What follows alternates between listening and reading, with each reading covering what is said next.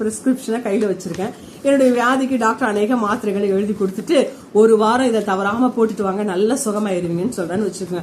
நானும் ஒரு வாரம் தவறாம போட்டுட்டு ஒண்ணுமே மாற்றம் ஆகல. இப்ப டாக்டர்கிட்ட போய் டாக்டர் எனக்கு எந்த மாற்றமும் வரல, டாக்டர் பாப்பா எல்லாம் போட்டு ஒண்ணுமே மாற்றம் வரலையா, இது நல்ல மாத்திரைகளாச்சு அப்படின்னு சொல்லுவார்.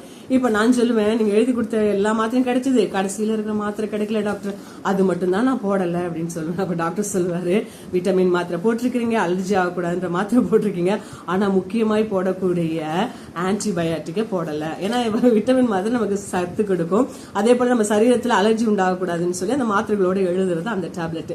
ஆனா இந்த ஆன்டிபயோட்டிக் என்ன செய்யும்னா அந்த வியாதியை பரப்பக்கூடிய வைரஸை கொல்லும். அது மட்டும் இல்லாம அந்த வைரஸ் இனப்பெருக்கம் பண்ணாதபடி அதை அப்படியே ஸ்டாப் பண்ணும்.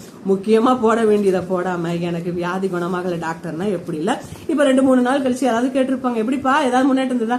ஒரு முன்னேற்றம் இல்லை. அப்ப டாக்டர் தான் சரியில்லை போல அப்படின்னு சொல்லி, டாக்டர் சரியில்லை, நான் தான் சரியில்லை, சரியாக என்ன பண்ணல, எல்லா மாத்திரைகளும் போடல, முழுவதுமாக நான் கீழ்ப்படியில டாக்டர் சொன்னதுக்கு அப்புறம் எப்படி வியாதி குணமாகும்? இதே போலதான் இன்னைக்கு அநேக கிறிஸ்தவர்கள் ஆண்டோடைய வார்த்தைக்கு முழுவதும் கீழ்ப்படியது கிடையாது. ஆண்டவர் சொல்லுகிறபடி நடக்கிறதுனா எனக்கு ஆசீர்வாதம் உண்டாகணும் என்று சொல்லி ஆபிரகாம பாத்தீங்கன்னா ஆண்டவர் சொல்லுகிறாரு, உன்னை நான் ஆசீர்வதித்து பெரிய ஜாதியாக்க போகிறேன். அப்போ இதுக்கு நீ சில காரியங்களை செய்யணும், உன் இனத்தையும் தேசத்தையும் உன் தகப்பன் வீட்டையும் விட்டு நான் காட்டுற இடத்துக்கு போகணும்னு சொல்லி சொல்றாரு. இனத்தை விடுறான், தேசத்தை விடுறான், ஆனா தகப்பன் வீட்டை விடல. லோத்தை கூட கூட்டிக்கிட்டு என்ன பண்ண ஆண்டவர் காட்டுற தேசத்துக்கு போறார்.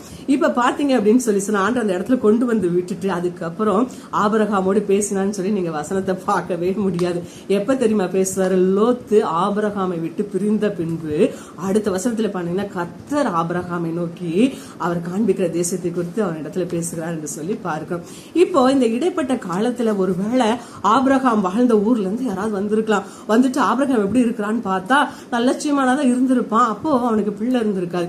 இப்போ அந்த இடத்துக்கு திரும்பி போய் சொல்லும்போது நான் ஆபிரகாமை பார்த்தேன்னு சொல்லும்போது அவங்கள கேட்பாங்க, எப்படி இருக்கா, நல்லா இருக்கான், பிள்ளை இருக்குதா? பிள்ளை இல்லையே. அவன் சொன்னானே, ஆண்டவர் என்னை இங்க இருந்து போக சொல்றாரு, அவர் காட்டுற இடத்துக்கு போறேன், எனக்கு பெரிய ஜாதி ஆக்குவேன்னு சொன்னாரு, அப்ப அவனுக்கு பிள்ளை இல்லையா அப்படின்னு சொல்லியிருப்பாங்க. அப்ப பாவம் அவன் நம்பி போனா ஆண்டவர் அவனுக்கு எதுவும் செய்யல போல அப்படின்னு சொல்லுவாங்க. ஆண்டவர் மேலே தப்பு, ஆபிரகாம் மேலதான் தப்பு. அதே போலதான் இன்றைக்கு நாமும் நம்முடைய வாழ்க்கையில தேவனுக்கு கீழ்ப்படுகிறோம், தேவன் பிரியப்படுகிறபடி கீழ்ப்படுகிறோமா? அதே போல அவர் நம்ம இடத்துல எதிர்பார்க்கிறபடி நம்ம கீழ்ப்படுகிறோமா? இன்றைக்கு அவர் நம்மை சிநேகிக்கத்தக்கது நம்முடைய கீழ்ப்படுதல் இருக்குதா? இதை நம்ம சரியா செய்தோம்னா நம்முடைய வாழ்க்கையில நிறைவு. எப்பொழுது ஆபிரகாம் முழுமையாக லோத்தை அவன் விட்டு விலகி, லோத்தை நீ கடந்து போன்னு சொன்னதுக்கு அப்புறம் தேவன் அவனோடு கூட இணைந்து கொண்டார் என்று சொல்லி பாருங்க. இன்றைக்கு நீங்களும் கூட இப்படி ஏதோ ஒரு காரியத்துல தேவனுக்கு கீழ்ப்படியாம இருக்கலாம், இருந்து கொண்டு நான் நிறைவை காணலன்னு சொல்லலாம். தேவன் விட சொல்லுகிறது நீங்க பூர்ணமா விட்டு கடந்து வாங்க, அவர் உங்களுக்கு கொடுப்பேன்னு சொல்லுறதை நிறைவாய் கொடுத்து ஆசீர்வதிப்பார்.